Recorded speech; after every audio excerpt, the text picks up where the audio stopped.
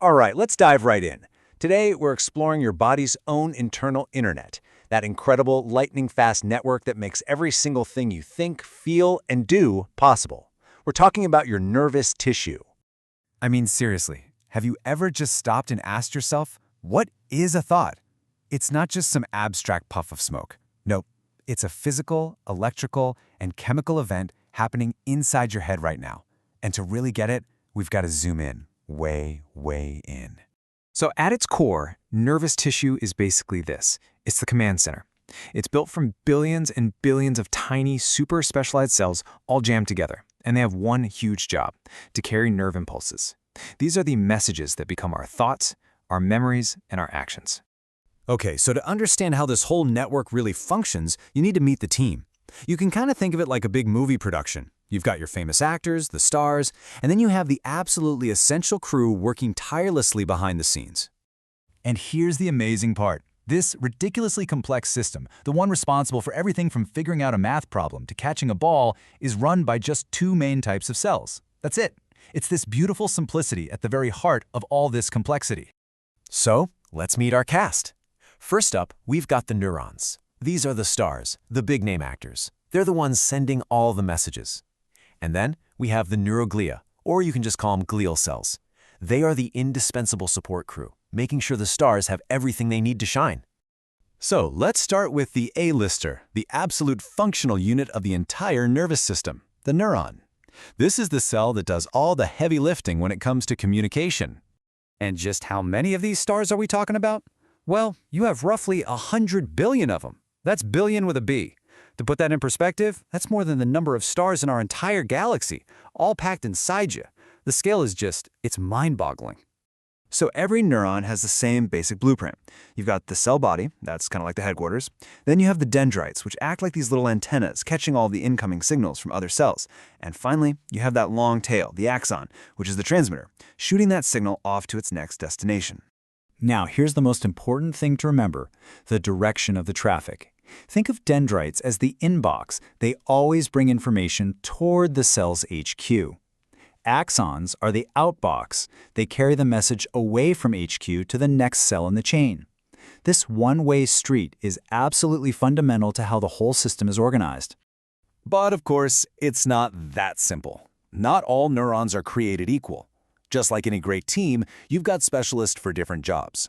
A neuron's physical shape, its form, is directly linked to the specific function it has to perform. And you can see this connection so clearly right here. On one side, you see different structures, like unipolar and bipolar, and on the other, you see what they do. Sensory neurons that help you feel things, and motor neurons that help you move. The shape of each cell is perfectly adapted for its unique role. These different designs are pretty fascinating. Unipolar neurons, with just that one single process branching off, are fantastic for carrying sensory info from your skin. Bipolar neurons, which you'd find in the retina of your eye, have a super direct input and output path. And then there are the multipolar neurons, the most common kind in your brain, which use their forest of dendrites to collect tons of information all at once. Okay, so we've met the star player, but we all know that no star can perform without an incredible team backing them up. So now it's time to give some love to the unsung heroes of the nervous system, the glial cells. This quote really just nails it. Glial cells don't send those high-speed messages themselves. They're non-conducting. Instead, their whole purpose is to protect, to feed, and to basically support the neurons. They create the perfect environment for that lightning-fast communication to happen. And just like the neurons, this isn't just one type of cell. Oh no. In your central nervous system, that's your brain and spinal cord, we have 4 main types of these support cells, and each one has a very specific and a very critical job to do. And their roles are just so cool. You've got astrocytes, which are like the bodyguards, forming the famous blood-brain barrier to keep bad stuff out. You have oligodendrocytes, the insulators, that wrap around axons to speed up the signal. Microglial cells are the medics, cleaning up any debris or damaged cells, and ependymal cells are the liners, creating the fluid-filled spaces in the brain and spinal cord. What a team. So, we've got the messengers, and we've got the support crew. But the biggest question is, how do they actually talk to each other? How does a message get from neuron A to neuron B?